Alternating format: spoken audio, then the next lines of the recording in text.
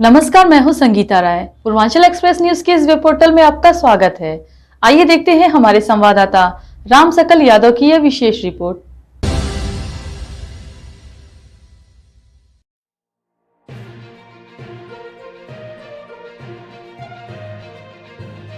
लोकसभा उपचुनाव की तैयारियों में जुटी भारतीय जनता पार्टी एक तरफ जहां केंद्र सरकार की उपलब्धियों को जनता के बीच ले जा रही है, तो वहीं दूसरी तरफ लोकसभा चुनाव के पूर्वांचल प्रभारी व उत्तराखंड के पूर्व मुख्यमंत्री भी हर जिले में एक एक सीट को लेकर गान मंथन कर रहे हैं। आजमगढ़ जिले में पहुंचे पूर्वांचल प्रभारी व पूर्व मुख्यमंत्री त्रिवेंद्र सिंह रावत ने जहां केजरीवाल और अखिलेश यादव के गठबंधन पर कहा कि सबको मोदी का भय सता रहा है, इसीलिए सभी लोग एकजुट हो रहे हैं, लेकिन इनकी कोई सकारात्मक सोच नहीं है।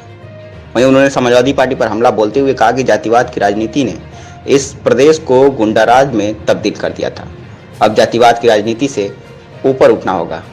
आइए सुनते हैं क्या कहा त्रिवेंद्र सिंह रावत ने, उन्हीं की जुबानी। देखिए, आज आप सुदूर पूरब उत्तर पूर्व में जाइए, नॉर्थ ईस्ट में जाइए आप, या फिर आप उत्तराखंड के लास्ट जो माना बॉर्डर है 19,000 फीट की ऊंचाई पर, मैं भी पिछले दिनों स्वयं वहां पर गया। एक बॉर्डर है जादुन बॉर्डर, ये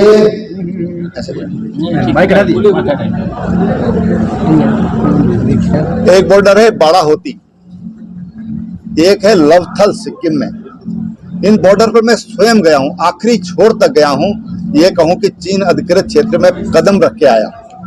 आज वहां तक A1 सड़कें बनी हैं और 40 किलोमीटर पर डे के हिसाब से सड़कें बन रही हैं। बॉर्डर की सड़क का मैंने इसलिए जिक्र किया कि अब तक इसलिए सड़क नहीं बनाते थे कि चाइना दुश्मन बगल में है, वो कहीं इसका दुरुपयोग न कर ले।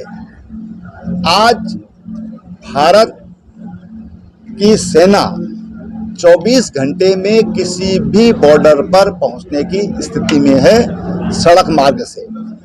रेल मार्ग आज प्रतिदिन 14 किलोमीटर के हिसाब से बन रहे हैं। मेट्रो में आज भारत 5वां स्थान आज मेट्रो में भारत का है। बहुत तेजी से यहाँ पर मेट्रो का डेवलपमेंट हो रहा है। एयर कनेक्टिविटी से आप देखिए कि 12 एयरपोर्ट तो आपके उत्तर प्रदेश में बन रहे हैं और पूरे देश में जो हवाई सेवाएं हैं उनको विस्तार किया जा रहा है और एयर सर्विसेज को प्रोत्साहित किया जा रहा है। इसी तरह से अब किसानों की आय है, किसानों की आय आज दुगनी करने का जो टारगेट रखा गया था उसको पूरा करने का काम हमारी सरकार ने किया है। हेल्थ के क्षेत्र में देखिए आप, नई शिक्षा नीति, सब चिल्लाते थे कि नई शिक्षा नीति, नई शिक्षा नीति, लेकिन नया शिक्षा नीति हो क्या, उसका कोई विकल्प कोई दे नहीं पाया। आज नई शिक्षा नीति देने का अब तक क्या बताया? देखिए, बेरोजगारी हटाने के लिए अभी बहुत ये कहें कि मजबूत तरीके से काम हो रहा है, पूरी ट्रांसपेरेंसी की दृष्टि से काम हो रहा है। और बेरोजगारी, क्योंकि बीच का एक कालखंड ऐसा आया, कोरोना के कारण जरूर हमारे ये सब चीजें प्रभावित हुई, उद्योग बंद हुए, व्यापार प्रभावित हुआ, लेकिन उसको घटाया गया है, उसको रोकने का काम किया गया है। और आगे चल करके माननीय प्रधानमंत्री जी ने कहा कि भाई रोजगार मेले लगाइए और खुले में आप ये रोजगार के जो उनकी नियुक्ति पत्र हैं वो देने का काम करें।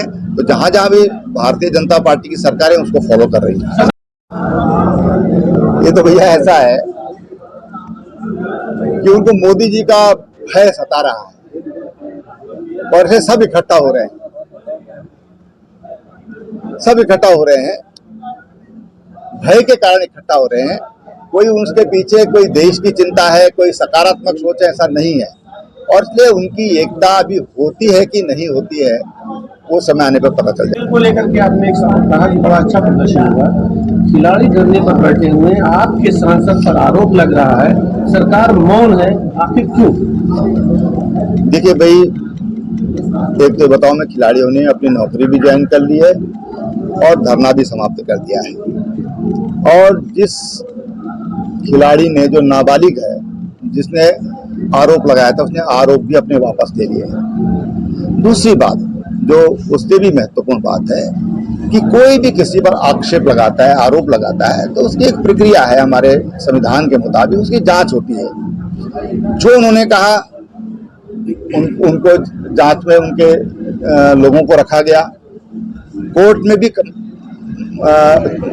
कोर्ट अपना काम कर रहा है, पुलिस अपनी जांच कर रही है, तो मैं समझता हूं कि उसकी प्रतीक्षा करना चाहिए। नहीं सर, आपकी बात से उस प्रतीक्षा करना चाहिए। आप आखिर किसी पर भी कोई कार्रवाई करते, एक मर्डर हो जाता है, उस पर कार्रवाई होती है, तो उसके लिए भी एक प्रोसीजर है, इसलिए प्रोसीजर के तहत सब काम हो रहा है।